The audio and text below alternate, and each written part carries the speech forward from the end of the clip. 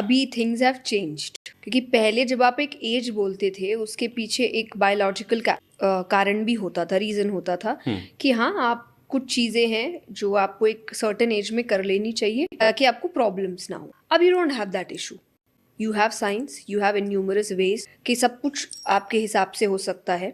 जी। तो अब वो चीज आपको दिक्कत नहीं देती है कि best age is when you want to get married. मैंने अपनी कथा में भी ये बात कही है कि शादी ना सुनने में बहुत बाहर से अच्छा लगता है, बट अगर बहुत सिंपल वे में कहिए तो आपको आगे के 50-60 साल एक इंसान के साथ एक कमरे में, अब सोचो आप ऐसा इंसान होना चाहिए। अभी आप बहुत नॉर्मल चीजें सोच रहे हो, घर परिवार ये है वो है ऐसा करेंगे, आप एक थॉट दो, उस बंदे के साथ आपको एक कमरे में रहना है और आगे के कितने साल रहने, तो आपको बहुत कुछ सोचना पड़ेगा उसके लिए। तो अभी आप एक टिक मार्क सोच के मत करिए कि इस एज निकल गई अब टिक मार्क शादी कर लेते, ये एज निकल गई डिग्री ले लेते, ये एज निकल गई बच्चा कर लेते, उसी वजह से ज्यादा इश्यूज होते हैं आप